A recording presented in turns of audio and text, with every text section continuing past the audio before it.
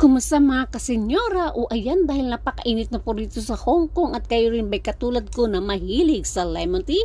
Tara, samahan niyo ako kung paano ako gumawa ng aking homemade lemon tea.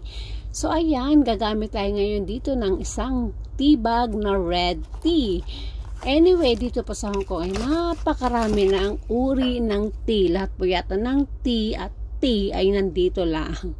So ayan, katulad nga sinabi ko, gagamit lang tayo ng isang tea bag. O diba, ilalagay natin sa baso at lalagyan natin ng mainit na tubig. Konti lang guys, kasi mas madali ma-extract yung tea kung mainit na tubig ang gagamitin natin. O hindi ba? So ayan, after nyan, pag na-extract na lahat ng katas ng tea ay lalagyan na natin ng normal na tubig o yung hindi mainit, o diba, room temperature lang siya.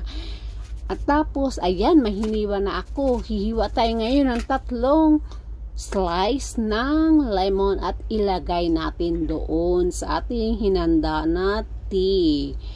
After nyan, tatakpan natin lang ng cling wrap dahil walang takip ang baso na yan. Gagamit lang tayo ng isang cling wrap para matakpan at ilalagay sa refrigerator para lumamig, kasi hindi ako hilig gumamit ng ice. So ayan, palamigin lang natin siya dito. After nyan, so ayan na, chararan, ayan na po siya, malamig na siya. Pwede natin lagyan ng honey, pero hindi ako gagamit ng honey kasi ang partner ng aking lemon tea ngayon ay isang napakasarap at napakatamis na chocolate cookies. O hindi ba? Pag matamis yung partner niya, wag na kayo magdagdag ng asukal.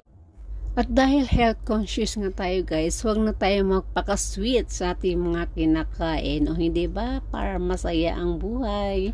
Sana may natutunan kayo. Ito po ang inyong lingkod, Senyorang Inday. Salamat!